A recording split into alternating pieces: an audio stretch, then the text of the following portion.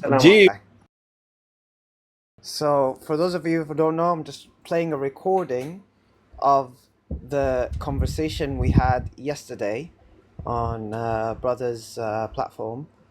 So, what I'm going to do is play it from the beginning. Yalla, Bismillah. And for those listening, happy Eid, Eid Mubarak. Just start getting that out of the way from the start. Yalla, Bismillah. Ji ji free free Palestine साहब ji Palestine अस्सलाम साहब जी वालेकुम अस्सलाम वालेकुम Alaikum Alaikum salam. salam. May I May just I say just say a a few words if you don't if you mind, don't mind, Seeker? Seeker? Or Yeah, rather, sure. Sure. You can say in English even if you don't want to speak in just so Urdu. you That's fine. I can't speak in Urdu. Inshallah, in Okay, that's Jannah. fine. In That's Jannah. fine. Go ahead. So, for those of you who don't know, I speak to Ahmadis almost on a daily basis. I think that there are incredibly good-natured Ahmadis on TikTok, like Mani, like Jari Bey, who will stand next to the truth. Now, whether or not you agree what happened to my sister Sophia is right or wrong, what you must know that Islam demands of us to stand with justice. Rasulullah sallallahu alaihi wasallam, he said, "Man ra'a minkum munkar فَيُغَيِّرْهُ بِيَدِهِ." Whoever sees injustice, change it with your hand. And if you can't, change it with your tongue. And if you can't, then you hate it in your heart. And that is the weakest of faith. Whether or not you agree of what happened to her, what is clear is their evidence suggests that injustice was done to her because she wasn't even told what she did wrong to have ikhraj done to her and to be boycotted. I'm not even getting to the point where this boycott has no basis in Islam. No basis in Islam. 1400 years of Islamic history, the only example Ahmadis like to point to about ikhraj is what happened with the three Sahaba at the Battle of Tabuk. But this was an exception to Rasulullah sallallahu alaihi wasallam. Rasulullah sallallahu alaihi wasallam married 9 wives. Do all Muslims marry 9 wives? No other Khalifa did this muqata'a. Even the Khawarij, who were unaliving Muslims, had no muqata'a done on them. They left on their own. But the Ahmadis decide, we have a right to do ikhraj and we have a right to do muqata'a. But what right in Islam does someone get to say, you are out of the jama'at, we're not going to tell you why, we're not going to tell people why, but we know once we do ikhraj of you, all your connections to everyone in society, especially in Europe, where Muslims are supposed to stick to each other, are going to be cut. We know what the consequences of doing ikhraj of you, but we're going to do it. And when people ask, it's recorded. The evidence is there. It is recorded that the Murabbi was asked, why have you done ikhraj? Were you given the letter? And he said, I don't need to ask a reason once the president tells me. My brothers and sisters, this is blind faith. This is not Islam. So there are, and the reason I'm telling you this, and I'll finish on this, is Allah created us with fitrah. We know deep down when something is wrong or right. Whatever excuses were given, you cannot lie to your fitrah. And you will be asked about it on Judgment Day. What did you do when you heard about this injustice? Did you just turn away and look away and act like it's not your problem? It's something happening in the Jama'at in Sweden. Despite yourself having a voice, you're able to go on lives where they tell me, sorry, it's an Urdu only tabligh.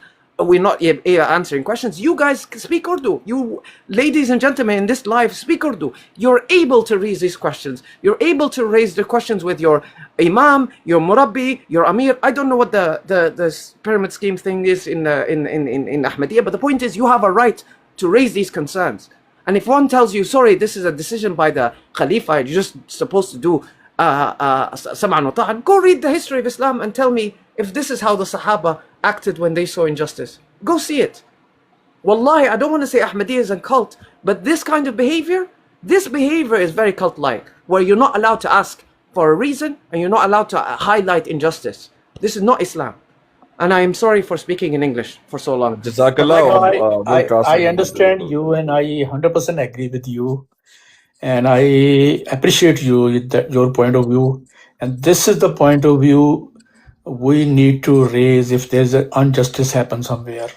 And I agree with you, and I will raise, and I'm already raising these kind of issue where I understand that if I need to raise injustice issues, incident. So I always raise. And that's why I told that I am the other brother also that you do not interfere as what you're talking. We should be open to talk with everybody. We should have a decently, we should talk each other. We should have a good atmosphere. Love for all, hatred for none.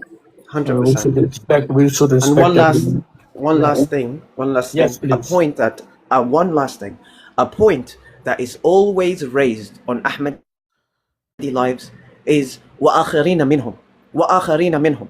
And the Yes. Ahmadi Jama'at say, this is us. This is us. We're the followers of Salman al-Farisi. Ya akhi, I ask every Ahmadi on this live, go read the history of Salman al-Farisi. Go read his biography. Find out how he fought injustice. And then ask yourself, is the Ahmadi Jama'at today the true followers of the biography of Salman al-Farisi? Really ask yourself, would Salman al-Farisi hear about this injustice and turn his head? Would he do that? Because I do not. And Allah will ask us, Allah will ask me, and Allahumma fashhad, Allahumma ballaght, Allahumma ashhad. Yeah. I 100% agree. And there's actually a book published on Suleiman Farsi in our Ahmadiyya community. I think I go through that book. I will read again that book also because it's a very good point actually. And what happening with the in recent Muslim world, especially with Iran, it's all related to Suleiman Farsi also because he was from Iran too. He came to the way to Medina and Mecca and sit down with Holy Prophet Sallallahu Alaihi Wasallam. So I have a lot of respect for Iran due to that reason.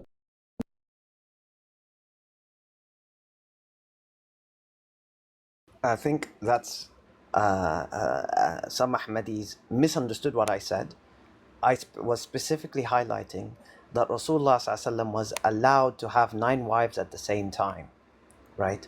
This was an exception only for Rasulullah. Us Muslims can only have 4 wives. So I was trying to highlight that there are things Rasulullah ﷺ can do that we as Muslims cannot do, right? And the evidence of this is that this muqata'a in the 1400 years of Islam was not done by any Khalifa. Anyone other than Rasulullah, they never did it.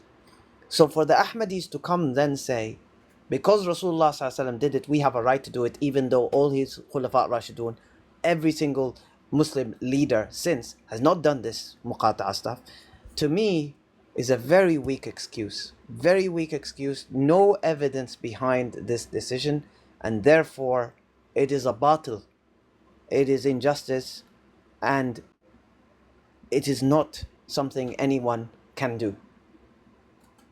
Of course, my sister Sophia, of course. Record whatever you want. If you want me to actually testify on your behalf, I am willing to do it, right? I don't know a lot about the details of the case because the Ahmadis hid it, right? This Murabbi specifically said, I know and I can't tell you. But I'm telling you now, if you can hear me, I am more than happy for you to record whatever I say and use it in court. Because I will stand with justice.